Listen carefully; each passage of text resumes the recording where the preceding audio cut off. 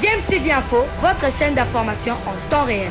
La politique, la santé, le sport, les faits de société, la musique, les rumeurs et bien plus encore. Vous découvrirez cela dans notre chaîne DMTV Info.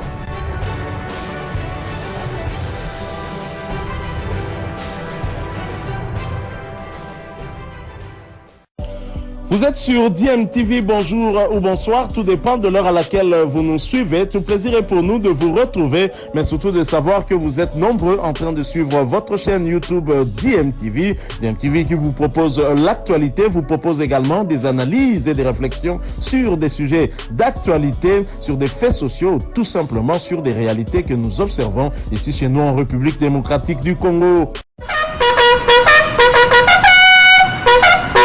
37 jeeps de marque Toyota Fortuner ont été remises aux officiers généraux de forces armées de la République démocratique du Congo ce mercredi 24 août 2022. La cérémonie des remises a été présidée par le ministre de la Défense nationale et des anciens combattants, le Dr Kabanda Kourenga Gilbert, à la base logistique centrale de Kinshasa. Prenant la parole pour la circonstance, le ministre de la Défense nationale s'est dit satisfait de la matérialisation de la promesse faite par le chef de l'État aux officiers généraux dans le cadre du programme d'action sociale qui est de doter ces derniers des moyens de transport individuels. Ensuite, il a fait savoir que ces véhicules sont dotés aux officiers généraux décédés depuis 2003 à 2018, les retraités et les actifs. Améliorer le social du militaire et notamment le transport des hauts cadres de l'armée que sont les généraux. Et ici, il faut ajouter que parmi les généraux, il y en a qui sont décédés.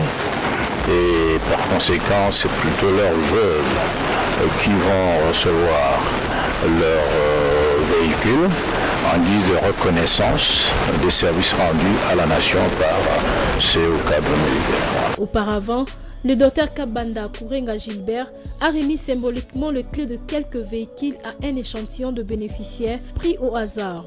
Au terme de la cérémonie, quelques bénéficiaires ont livré leurs impressions devant la caméra des éco-militaires. Comprenez nos émotions, nous les veuves, les délaissés, les orphelins délaissés, on n'avait pas où aller se plaindre ou réclamer, mais aujourd'hui nous avons une grande joie et nos sentiments sont même inexplicables parce qu'on a pleuré et notre papa ministre a écouté, notre papa chef d'état-major général a écouté, nous avons pleuré. Papa, qu'est-ce que nous allons devenir nous autres, les veuves, nos maris sont morts juste pour défendre notre pays, sont morts sur les champs de bataille, tout ça là au front. Alors nous sommes déconsidérés. Pourquoi veiller honorer aussi nos maris, même s'ils sont déjà partis, nous leurs femmes. Sous l'état des sièges en Ituri, la réouverture et la sécurisation par les forces armées de plusieurs axes routiers, jadis infréquentables suite à l'insécurité, ont permis aux différentes organisations non gouvernementales et certaines agences du système des Nations Unies d'intensifier leurs activités en territoire de Djougou, d'Irumu et de Mahagi, en faveur notamment de déplacés. Les cas de l'Organisation internationale pour l'immigration, dont le chef de mission Fabien Sambisi, reçu ce mercredi par le gouverneur de province, félicite les forces armées pour cette avancée significative. Ce que l'on remarque très récemment, c'est une amélioration de la situation sur certains axes qui était très important pour nous.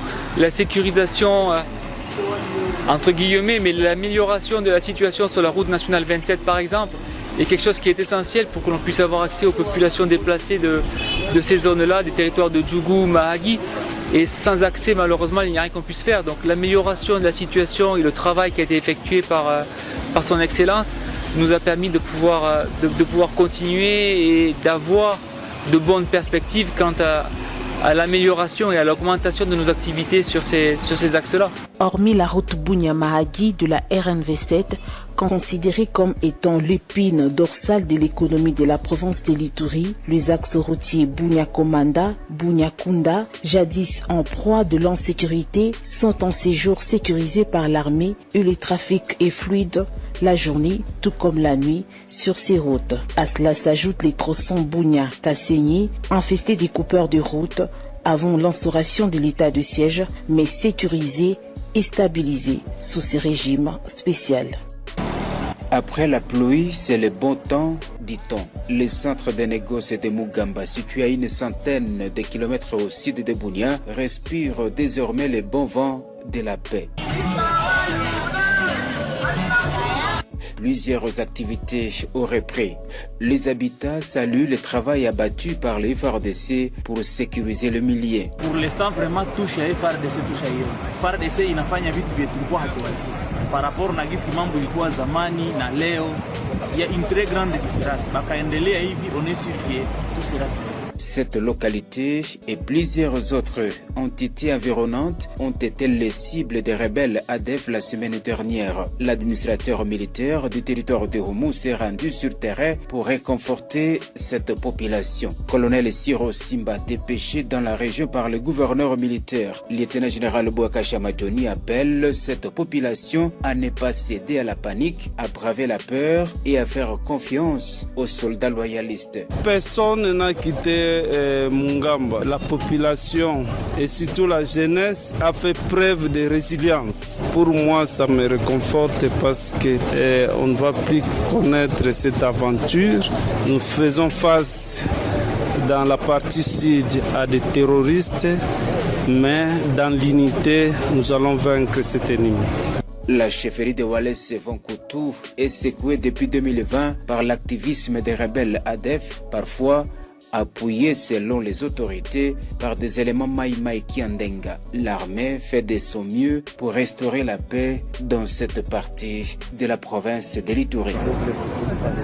Dans une atmosphère feutrée, le gouverneur militaire de l'Ituri, le lieutenant général Bouaka Chamadjoni, a échangé ce mercredi avec le présidium de l'association culturelle NT, regroupant les membres de la communauté EMA en toile de fond, la paix, la sécurité ainsi que l'organisation dans les prochains jours du dialogue intracommunautaire EMA, dont l'objectif est de sensibiliser et persuader les détenteurs illégaux d'armes regroupées au sein de mouvements d'autodéfense dans les communautés victimes des atrocités à Djougou, Mahagi et Irumu. Au sortir de cette rencontre, le docteur Lonema Vajirou, président de la dite association, appelle les communautés ituriennes à travailler en synergie pour convaincre leurs fils et filles égarés à déposer les armes.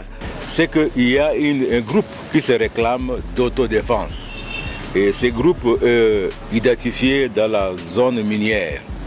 Et ce groupe a au sein des éléments armés qui défendent leurs entités ou leurs villages ou leurs cités. Et ces éléments ne sont pas uniquement des EMA. Ils sont aussi à Lou, ils sont aussi également Nyali, Mambisa et Ndo Okebo. Parce que j'ai oublié quelques groupes. Et d'autres communautés aussi qui se retrouvent dans cette zone-là. Donc on peut retrouver un peu tout le monde. Alors, ces groupes-là, qui se réclament d'autodéfense, ces groupes nous disent qu'ils n'ont pas un problème, comme les groupes armés, qui réclament d'être général ou d'être colonel, qui réclament la part, quelque chose, qui ont des cahiers de charges, comme ils les appellent, et qui ont beaucoup de conditionnalités. Et n'en ont pas. Elles ne veulent que la paix chez eux. Qu'on les laisse tranquilles, creuser leur or. Mais par rapport aux armes qu'ils détiennent, ils reconnaissent que c'est illégal. Mais ils en ont parce que les autres les menacent. Ils se protègent avec. Alors ils sont prêts. C'est ce qu'ils nous ont dit. Ils sont prêts, si l'État, si la FARDC leur garantit la sécurité, de collaborer avec la FARDC et de remettre les armes. Par la même occasion, le docteur Lonema Vajirou appelle le peuple iturien à l'unité pour